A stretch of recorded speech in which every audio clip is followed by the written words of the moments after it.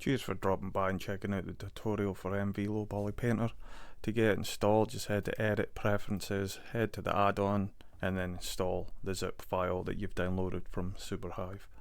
Once installed, just head over to the End panel and you'll find it. Just in case you don't know, you press the End key, head over to the MV Painter, and this window will load up. If you're ever lost, just hit the tutorial button and it'll just give you some quick guides, and this button will take you to this tutorial. To get started, just simply select a model, a mesh that you want to work on. It'll tell you the object you've got selected here.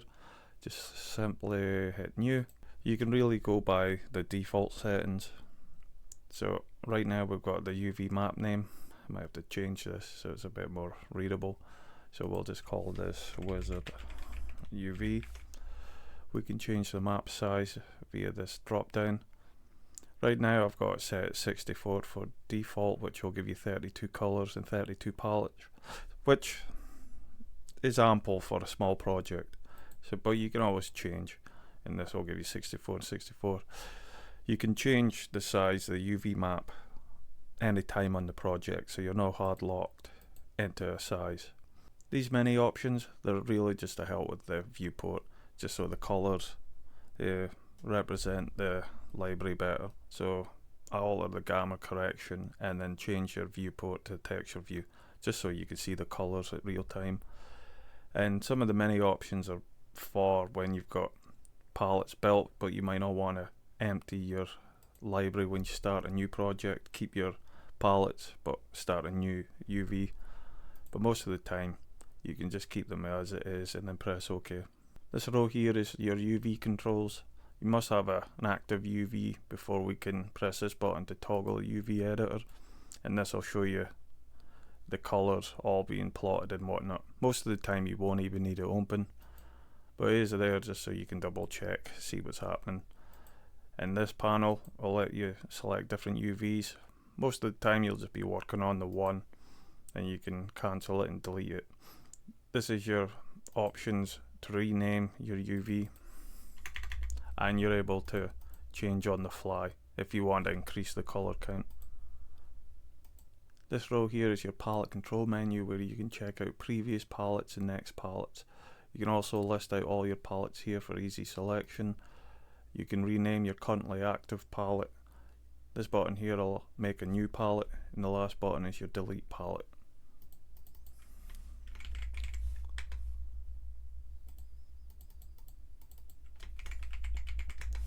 So if I list them out, you'll be able to see the first palette and the second palette here, and you can jump between them there.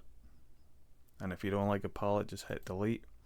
You get additional options to delete all palettes, and if you want to reset the face UVs, most of the time you'll just want to keep it as OK. The next row is where you add new colours. So if I press this a few times, you'll see it populates the list with new default colours. This button is to assign colours when you're in edit mode, and you'll have the colour box here where you can click to change the value of the colour. This is your label box where you can double click. This is an advanced menu that I'll speak later, and you'll have a delete colour button. Button to the left is to add labels, and it'll add it above the currently active one. Finally, on the bottom row you have two buttons here. This button, when pressed, allows you to edit the layout of all your colours, just in case you want to organise, prioritise certain colours, so you just move them up and down. Labels kind of act like collections, so pressing this will jump collections about, and just simply press unedit, and then it'll all fix in that, stay in that layout. You can also move collections. You can move single colours, or you can move entire collections. So if I select test label 2, I'll copy it to the next palette, unedit, and then you'll see I've got this collection here, and then I've also got in the next collection. And this button is kind of like a Hail Mary attempt. If if anything happens with the add-on, maybe bad UVs, colours aren't shown, you press this and hopefully it refreshes everything. So when you've built up palettes and you want to save them, just simply press this button, head over to your folder. You have two options here to save out the UV and the painter library. Name your file, and that's it done. And to load it back up, let's say we lose all this, we just hit load. We can replace the current library, and that's it back in again. I'll load up wizard colors so we can start painting. Hopefully you've downloaded the wizard asset so you'll be able to follow along. So if you head over to load, we'll replace the current library and look for the JSON file. We'll look for the wizard JSON file in your download folder or wherever it is, and it should load up the entire library here. Just a quick heads up, when importing a JSON file, it's going to rewrite all the colors on the active UV. So if you were maybe using another mesh with a UV and it was assigned to this one, just be careful of importing. I might build a safeguard in the future to prevent overriding of UVs, but that's just a heads up for you. So I'll quickly demonstrate the whole purpose of this add-on and how it makes life easier. So select your mesh, we'll go into edit mode. I'll quickly detach this, and then I'm going to mirror this. It's as simple as selecting the faces and hitting the colors, and underneath the hood you'll see the faces being auto assigned to the colors.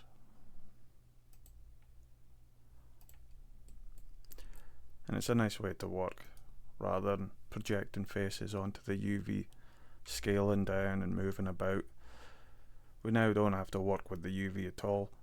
We can just sit back and enjoy painting, and we know what colours we're working with.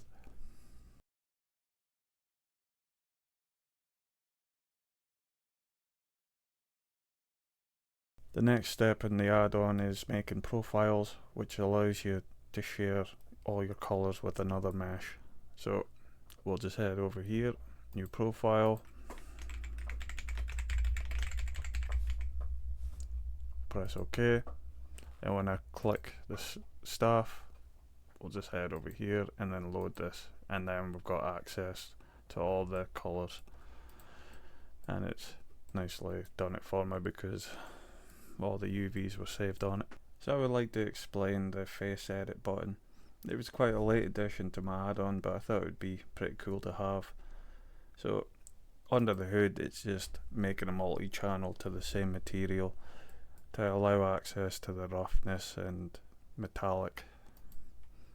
So if I go into edit mode, click on the top of the staff, apply it, we can open it up, and then we'll use face edit. Everything will highlight red to alert you that this colour is now it's using face edit. So we can play about with the metallic, the specular and roughness channels, and we've got a few additional here, and then we could just apply face edit. You'll not see it on the viewport shading, you have to move it to the material, but there you go. It could be something that people might like. I enjoy it. So if I was to do it with the robe trimmings, it would help if I did something. There you go. And obviously you can turn it off. It might be something you might use in your workflow. So the last thing about the add-on is the palette web links. So if you press it, this is where we can import from the internet. I'll actually make a new palette called imports. I've only got the two just now, but hopefully I can get feedback from the community, and then they can show me other websites that are useful that I can populate this with. So I'll just click this. Let's say I like this, download it, just download the hex file, and then we can choose hex file, and then you go, it's all imported. This is one of the main reasons why I added the move feature, so you can populate your main palettes with imported colours. So I would like to showcase increasing the UV size just in case you hit your limit in colours. So right now we're at 64 by 64 and we can go up to 128, and all the colours should mathematically all align in your faces. You should follow. It might be an idea to save just in case anything happens, and you can decrease it as well. And I would like to show you the gradients. This is just in beta. This was going to be the default size I was going to work with, so you just had 512 colours and whatnot, but I thought it was a bit overkill. But we'll load up the gradients. So simply, you only get this on the 1024. So we'll load here. We'll add a new gradient, and actually we'll just make a robe. We'll have to plot the gradient. It has to be this size because this is pretty much the conventional way of doing it. We'll just conform, and you'll see that it just kind of places the face right here, and then we can scale it if I can remember how to. And there we go, we've got a gradient. So you could work that way.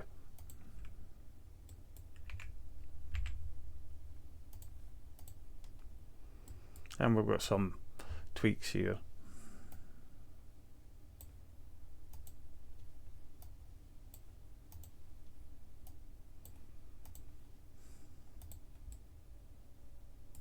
But that's just an experimental beta type thing.